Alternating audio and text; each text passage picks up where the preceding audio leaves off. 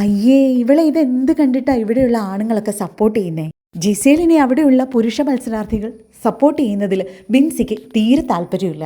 അവൾ എന്ത് പറഞ്ഞാലും ചെയ്താലും അവളെ സപ്പോർട്ട് ചെയ്യാനേ ഇവിടെ ആൾക്കാരുള്ളൂ. ഇവിടുത്തെ എല്ലാവരും ജിസേൽ ജിസേൽ ജിസേൽ എന്ന് പറഞ്ഞ് പിന്നാലെ പോകുന്നത് എന്തിനാന്ന് എനിക്ക് മനസ്സിലാവുന്നേ ഇല്ല. അടുക്കളയിൽ ആ ചൂടിനിടയിലൊക്കെ നിന്നിട്ട് ദോശ ചുട്ടുകൊണ്ടിരിക്കുകയാണ് ജിസേൽ. അപ്പോൾ നെവിൻ ജിസേലിൻ്റെ പിന്നിൽ ചെന്ന് കെട്ടിപ്പിടിച്ചിട്ട് ജിസേൽ ജിസേൽ എന്നൊക്കെ പറയുന്നുണ്ടായിരുന്നു. അത് കേട്ടിട്ട് ജിസേലാണെങ്കിൽ ഓ ഹൗ സ്വീറ്റ്, ഇതൊക്കെ അഭിനയിച്ച് കാണിക്കുകയാണ് ബിൻസി. ഇതൊക്കെ കൊണ്ട് ഇവർ എന്താ ഉദ്ദേശിക്കുന്നതെന്ന് മനസ്സിലാവുന്നില്ല. ഒരു ജിസേലും ഉണ്ട്, ഇവിടെയുള്ള കുറേ അവന്മാരും ഉണ്ട്.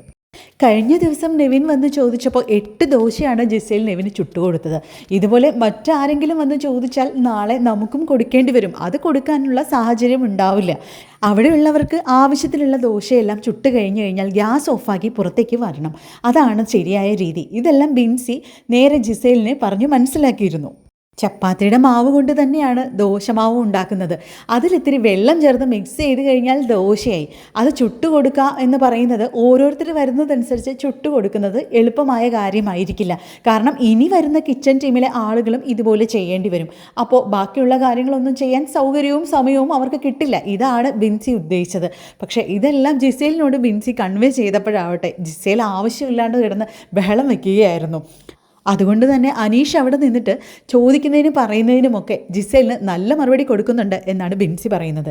തൊട്ടടുത്തുള്ള കണ്ണാടി ജനലിനപ്പുറം ഇതൊന്നും അറിയാതെ മറ്റാരുടെയൊക്കെയോ സംസാരത്തിൽ മുഴുകിയിരിക്കുന്ന ജിസേലിനെയും കാണാം. ബിൻസി എന്ന് പറയുന്നൊരു മത്സരാർത്ഥി ആ വീട്ടിലുണ്ട് എന്നുള്ളത് തന്നെ പലപ്പോഴും മറന്നു പോവുകയാണ്.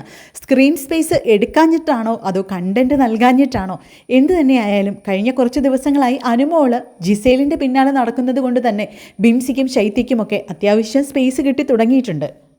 ഇതുപോലെ ഇങ്ങനെ മാറിയിരുന്ന് ജിസേലിൻ്റെ കാര്യങ്ങൾ പറയാമെന്നല്ലാതെ ഒരിക്കലും ജിസേലിൻ്റെ മുന്നിൽ ചെന്ന് നിന്ന് ധൈര്യത്തോടെ നേരെ ഒന്ന് നോക്കാനോ അല്ലെങ്കിൽ കാര്യങ്ങൾ ചോദിക്കാനോ ഉള്ള ധൈര്യമൊന്നും ഇവർക്ക് ആർക്കുമില്ല. എന്തായാലും ജിസേലിനെതിരെ അവിടെ പടയൊരുക്കം നടക്കുന്നുണ്ട്. കൂടുതൽ അപ്ഡേറ്റ്സുമായി വീണ്ടും കാണാം.